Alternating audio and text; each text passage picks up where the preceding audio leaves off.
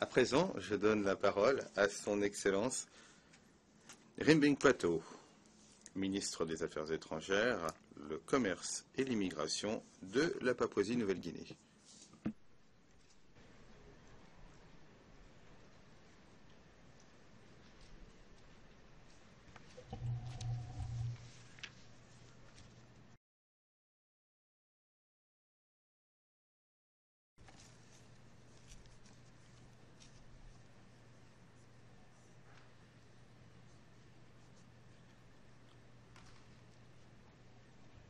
Monsieur le Président, Votre Excellence Monsieur Sam Kutesa, Président de l'Assemblée générale, Excellence Monsieur Ban Ki-moon, Secrétaire général des Nations unies, Excellences, Mesdames et Messieurs les délégués, permettez-moi, Monsieur le Président, de vous féliciter au nom du gouvernement de la Papouasie-Nouvelle-Guinée à l'occasion de votre élection. En effet, vous présiderez la 69e session de l'Assemblée générale des Nations unies. La Papouasie-Nouvelle-Guinée appuie votre direction alors que nous œuvrerons avec vous sur votre thème ambitieux, réaliser et mettre en œuvre un programme transformateur de développement pour l'après 2015. Je saisis cette occasion pour rendre également hommage à l'ambassadeur John Ash pour son rôle de chef de file. En effet, il a planté le décor pour renforcer le programme de développement durable des États membres, en particulier des petits États insulaires en développement. Nous félicitons également le secrétaire général des Nations unies pour son rôle de chef de file et pour son engagement sans relâche afin de promouvoir la cause de la paix et de la sécurité mondiale et pour renforcer le programme de développement mondial multidimensionnel.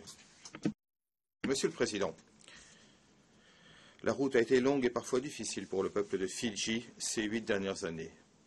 C'est pourquoi nous félicitons chaleureusement le peuple de Fidji à l'occasion de son retour à l'ordre constitutionnel et démocratique suite aux élections générales cette année. Nous saluons le retour de Fidji au Commonwealth et au Forum des îles du Pacifique.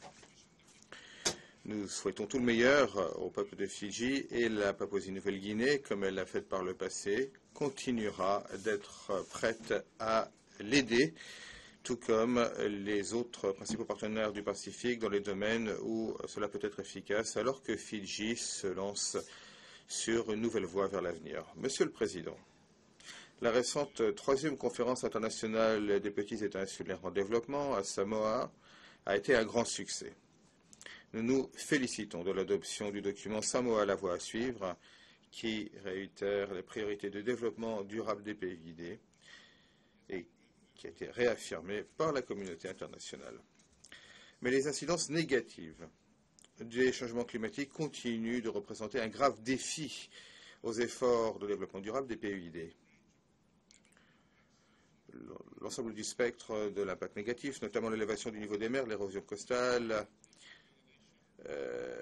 la salinisation des tables d'eau douce, des sécheresses, les inondations et des pertes d'infrastructures essentielles, cela continue à préoccuper les PID. De nombreux PID, en particulier dans le Pacifique, sont arrivés à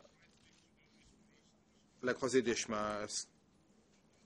Ce que nous devons faire, bien sûr, c'est de réagir à ces défis en travaillant davantage pour améliorer les moyens de subsistance des personnes en danger. Eh bien, cependant, les pays les plus importants et les plus avancés du monde, non seulement doivent faire de même, mais ils doivent redoubler d'efforts pour être nos partenaires. Dans le cadre de notre appui aux PID du Pacifique, la Papouasie-Nouvelle-Guinée a lancé le programme d'aide au développement du Pacifique. Cela vise à aider les PID du Pacifique dans les domaines essentiels du développement, tels que l'éducation, la santé, le renforcement des capacités, les changements climatiques et la reconstruction des infrastructures importantes après les catastrophes naturelles. À cet égard, nous répétons notre appel à la communauté internationale, y compris l'ONU, afin qu'elle œuvre avec les PID dans un esprit d'un partenariat véritable et durable. Nous félicitons le secrétaire général des Nations unies pour avoir, à cet égard, convoqué le sommet de haut niveau sur le climat l'année dernière qui a été couronné de succès. En appuyant ces documents, nous devons faire fond sur l'élan politique créé alors que nous nous orientons vers Lima cette année et, ce qui est encore plus important, Paris en 2015. Là, la communauté internationale doit conclure un accord juridiquement contraignant afin que nous puissions, de manière collective, faire face aux incidences négatives des changements climatiques. Monsieur le Président, la communauté internationale se trouve à un tournant. La date butoir imminente des objectifs du millénaire pour le développement et la transition vers le programme de développement de l'après 2015 sont devenus à juste titre au centre de l'ordre du jour mondial. Nous appuyons un programme de développement centré sur les personnes et transformateur pour l'après 2015 qui doit être étayé par des partenariats mondiaux appuyant la prise en charge nationale du développement durable. Nous saluons l'adoption par l'Assemblée générale des Nations Unies, rapport des coprésidents du comité sur le groupe de travail ouvert sur les ODD. Ce rapport a recommandé 17 objectifs de développement durable, 17 ODD. Nous devons tracer une voie qui soit réaliste, avec des objectifs que l'on puisse atteindre, avec les moyens de mise en œuvre nécessaires. Nous félicitons également des travaux du comité intergouvernemental d'experts sur le financement du développement durable, ce qui est essentiel pour la mise en œuvre avec succès du programme de développement de l'après 2015. À cet égard, les petits États insulaires en développement du Pacifique notent pour s'en féliciter l'inclusion des objectifs séparés proposés importants sur les océans et les mers, l'énergie durable et les changements climatiques. Tout comme d'autres objectifs qui ont été proposés, cela devrait représenter le socle des négociations intergouvernementales qui doivent avoir lieu. Et la Papouasie-Nouvelle-Guinée y participera. Monsieur le Président, mon gouvernement reste pleinement engagé en faveur de ces efforts parce que nous avons appris l'impact très important des OMD, que cela nous a aidés à prendre en charge nos problèmes et développer un paradigme de développement durable national. Le carnet de notes de mon pays concernant les OMD reste un travail en cours. Cependant, mon gouvernement a pris plusieurs initiatives pour redresser la situation. Nous avons revu les OMD pour les adapter aux priorités nationales avec 88 indicateurs les liant à notre plan de développement national. Un rapport récent sur les progrès visant à réaliser l'OMD par le Bureau de pays des Nations Unies était optimiste et positif. Le rapport a conclu que la Papouasie-Nouvelle-Guinée a fait des progrès importants vers la réalisation des OMD, en particulier depuis les élections générales de 2012. Cela inclut la décision courageuse d'avoir un déficit budgétaire jusqu'à 2017. Et le rapport de l'ONU note que cela a permis au pays d'investir dans des domaines essentiels. Mon gouvernement mettra en œuvre une politique d'éducation gratuite pour tous les enfants à l'école primaire. Et ainsi, la participation des enfants à l'école a augmenté de plus de 80% dans certains domaines. Nous avons maintenant quelques 2 millions d'enfants à l'école dans le secteur de la santé. Nous avons une réduction des taux de mortalité infantile précoce et maternelle, VIH-Sida, du paludisme et d'autres maladies transmissibles. Il y a davantage de mères et d'enfants qui ont accès aux soins de santé grâce à notre politique de soins de santé gratuite. Notre programme de développement des infrastructures améliore l'environnement des affaires de la Papouasie-Nouvelle-Guinée et crée des possibilités afin que notre population puisse participer de façon importante au développement national. Monsieur le Président, une pierre angulaire essentielle de notre feuille de route pour le développement, c'est le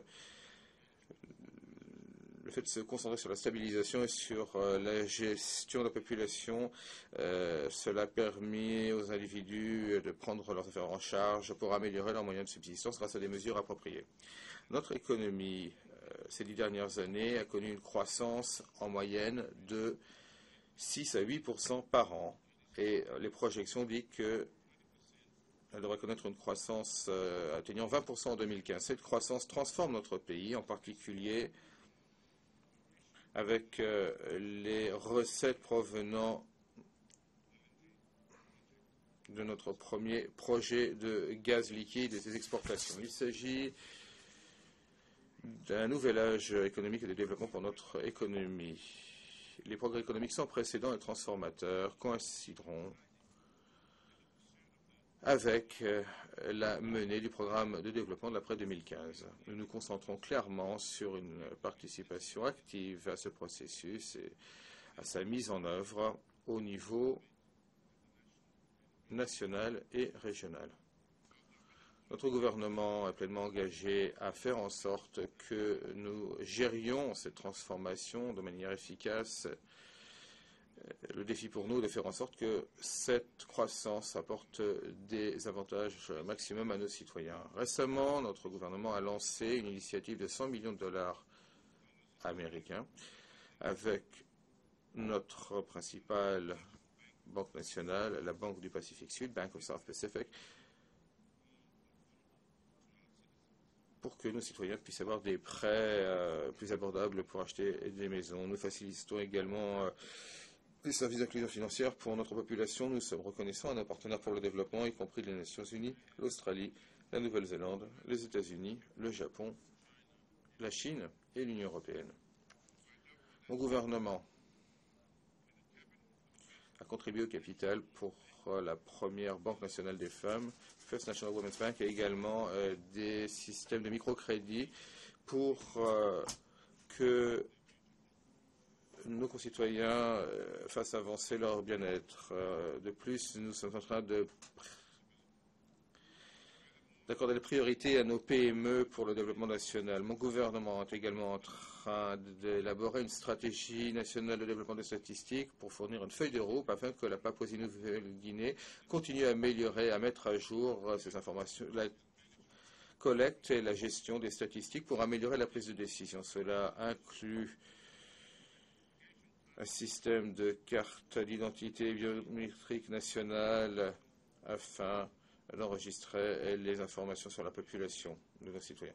Monsieur le Président, malgré la croissance économique, les questions sociales restent une difficulté. Mon gouvernement accorde une grande importance à nos femmes et à nos filles qui représentent la moitié de la population. Ce sont des partenaires égaux pour le développement. Nous faisons en sorte que l'autonomisation des femmes et l'égalité continuent à être la pierre angulaire de notre développement durable responsable. Nous appuyons donc les activités de l'ONU Femmes. Je suis heureux d'informer cette Assemblée du fait que mon gouvernement a affecté un financement record de 10 millions de dollars cette année pour plusieurs initiatives, y compris des partenariats avec le FNUAP, afin de fournir 40 000 implants contraceptifs. C'est une mesure d'intervention importante pour la santé de nos femmes et de nos filles en âge d'avoir des enfants. Et cela passera à 20 millions de dollars d'ici à 2015. Mon gouvernement, en partenariat avec nos partenaires pour le développement, investit également dans l'amélioration des compétences des sages-femmes. Également, il s'agit de renforcer notre système de santé pour traiter les grossesses compliquées. En tant que membre exécutif du Conseil exécutif de l'UNICEF, nous participerons au 25e anniversaire de la Convention des droits de l'enfant. Monsieur le Président, mon gouvernement salue et s'engage à appuyer votre programme qui vient à point monnaie visant à renforcer la paix et la sécurité internationale. En tant que membre responsable des Nations Unies, nous souhaitons promouvoir la paix et la sécurité dans le monde. Et en tant que tel, mon pays a déployé un nombre, certes, modeste de soldats aux missions de maintien de la paix de l'ONU au Soudan et au Soudan du Sud. Alors que nos capacités se renforceront, nous avons l'intention de contribuer davantage. Nous sommes préoccupés par le nombre croissant de conflits et de tensions dans de nombreuses parties du monde, en particulier ceux qui impliquent des acteurs non étatiques. Il est inacceptable de voir les destructions dont souffrent des millions d'enfants innocents, femmes et hommes Souvent, ils ont dû quitter leur foyer et ils sont humiliés dans leur dignité. Nous devons nous unir contre la montée de l'intolérance, des préjugés, de la haine, quelle que soit leur bannière. À nouveau, nous condamnons le terrorisme sous toutes ses manifestations. Nous nous joignons à la communauté internationale pour combattre cette menace globale. Notre appui à la récente résolution du Conseil de sécurité des Nations Unies contre le terrorisme réaffirme le fait que des atrocités inhumaines qui sont commises ne peuvent pas et ne doivent pas être tolérées par la communauté internationale. Ceux qui sont responsables de telles atrocités inhumaines doivent être poursuivis. Nous sommes également préoccupés par l'augmentation des tensions entre et au sein de certains pays et la réémergence d'une autre course aux armements potentiels. Le monde n'a pas besoin de cela. Au contraire, nous devons renouveler nos efforts en faveur du désarmement mondial qui appuiera un programme de développement transformateur, qui améliorera des améliorations à long terme dans les vies des personnes partout. L'épidémie d'Ebola est une préoccupation qui ne se limite pas à l'Afrique de l'Ouest. Il s'agit d'une crise internationale et nous, la communauté internationale, nous devons y réagir ensemble comme nous l'avons fait avec le SARS et le VIH-Sida. Le SRAS et le VIH-Sida.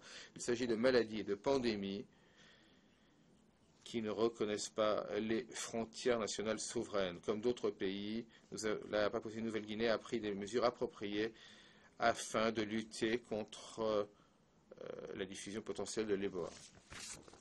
Monsieur le Président, nous notons avec préoccupation le fait que la troisième décennie internationale pour l'élimination du colonialisme s'approche de sa fin, mais les progrès ont été lents. Nous devons renforcer nos efforts pour achever ce processus. À cet égard, la Papouasie-Nouvelle-Guinée appelle à la mise en œuvre du rapport et des conclusions de la mission des Nations Unies qui a visité la Nouvelle-Calédonie cette année. Et nous appelons les Nations Unies et la communauté internationale, et en particulier la puissance administrative, à appuyer le processus de décolonisation au terme de l'accord de Nouméa. Le groupe Fer de lance des dirigeants de la Mélanésie de juin 2013 a appuyé à travers une déclaration les efforts du FLNKS en Nouvelle-Calédonie. Monsieur le Président, la Papouasie-Nouvelle-Guinée est convaincue que la communauté internationale est un endroit meilleur, plus sûr et plus harmonieux grâce aux Nations Unies. Certainement, il y a des domaines des Nations Unies où les réformes sont nécessaires, comme c'est le cas de toute grande organisation. Nous devons renouveler nos engagements dans les domaines où l'ONU a été couronnée de succès. Dans d'autres domaines, nous devons établir des systèmes adéquats. Notre objectif ultime doit être de promouvoir des Nations Unies plus efficaces, plus responsables, plus redevables, et qui veille davantage sur la planète des Nations Unies, capables de relever les défis du XXIe siècle. La Papouasie-Nouvelle-Guinée s'associe donc à votre attention visant à réformer plus avant, moderniser, renforcer le Conseil de sécurité actuel afin de permettre une représentation géographique équitable. Malheureusement, Monsieur le Président, cette instance importante ne reflète pas les réalités géopolitiques d'aujourd'hui. À nouveau, nous nous associons à de nombreux autres États membres des Nations Unies et nous appelons à la réforme du Conseil de sécurité actuel des Nations Unies concernant les deux catégories de ses membres. L'année prochaine, à la même époque, Monsieur le Président, nous célébrerons 40 ans de construction de la nation en Papouasie-Nouvelle-Guinée alors que l'ONU commémorera son 70e anniversaire. Nous continuons à être un pays fier et uni, unissant de nombreuses cultures diverses, de nombreux peuples divers, parlant plus de 800 langues. Nous transformons également rapidement notre mode de vie traditionnel pour devenir un pays moderne, et cela en une génération. En conclusion, Monsieur le Président, je renouvelle les engagements de mon pays en faveur des idéaux de la Charte des Nations Unies et je m'engage à œuvrer étroitement avec tous les autres États membres afin de coopérer pour trouver des solutions aux nombreux problèmes auxquels nous, l'humanité, sommes tous confrontés. Je vous remercie.